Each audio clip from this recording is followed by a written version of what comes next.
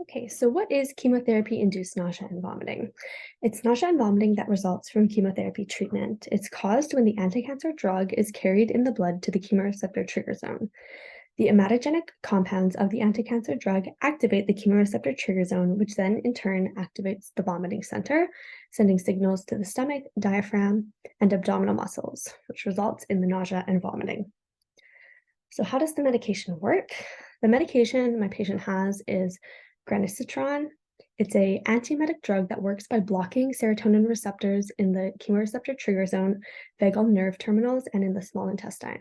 So regularly, serotonin stimulates the GI tract, which can induce nausea and vomiting, but because the medication is blocking serotonin, we are preventing nausea and vomiting. In my patient's case, she is experiencing nausea and vomiting due to her chemotherapy treatment, so she's taking granisetron to prevent and stop these symptoms. What are your priority concepts for this medication? The first concept I'd like to outline is coping. So, cancer is very hard on a patient, especially when the anti-cancer medication they're taking makes them feel really ill. If chemotherapy-induced nausea and vomiting is not prevented, the patient could have increased stress, poor quality of life, and feel extremely discouraged to continue their treatments.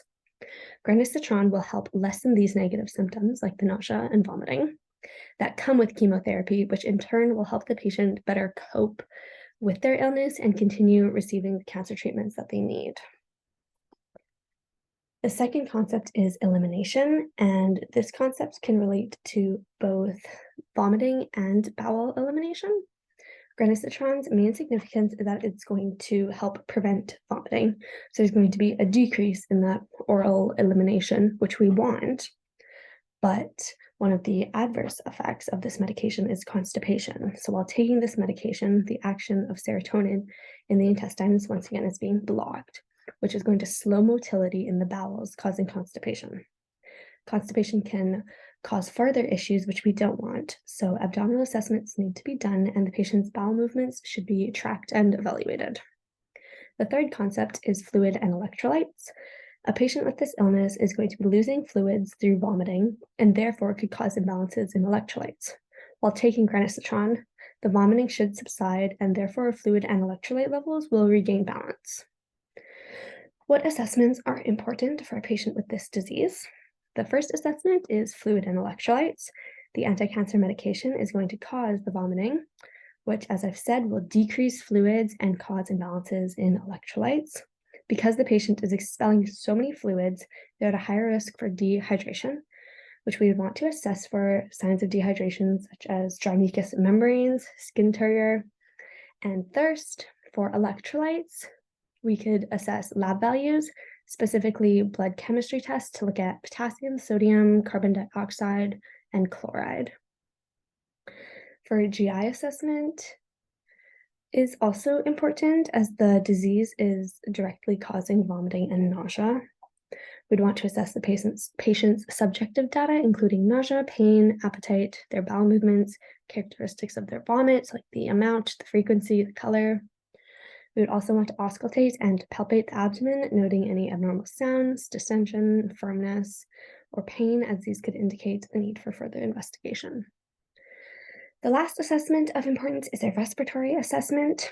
This is because excessive vomiting can cause a loss of metabolic acids from expelling gastric secretions, which are high in hydrogen ions. Therefore, the pH is going to increase and compensatory hypoventilation will occur. So we'd want to assess respiratory rate, depth, any irregularities, O2 sats, and also look for cyanosis, because that can be a sign that there's a lack of oxygen. So how would we know if this medication is working effectively or ineffectively? So the main indicator of effectiveness for granisetron is if the patient is no longer feeling nauseous or throwing up. If the drug is working, there should be no vomiting, no reports of feeling nauseous. The patient should also be able to tolerate fluids and food. And if the drug was not working effectively, the patient would continue to complain of nausea and vomiting. And what would you assess prior to administering this medication? So before administering granisetron, I would complete a GI assessment, asking the subjective questions that I've already previously stated, and I would also auscultate and palpate the abdomen, noting any abnormalities. I would also assess if the patient was using any medications that prolonged the QT interval. Granisetron has an adverse effect of prolonging the QT interval. So if the patient was already on a drug that was doing this, it would be contraindicated to give the granisetron. What would you assess after administering this medication? So after administration, most importantly, I would assess for signs of effectiveness. I'd want to see if the patient had decreased symptoms of nausea and vomiting, or if it wasn't working, then they would have increased or still be puking and feeling nauseous. Secondly, I would want to assess for hypersensitivity, as this could be life-threatening. I do respiratory assessment, noting any coughing, shortness of breath, or wheezing, and also look for any rashes or ask if they have any itchy skin.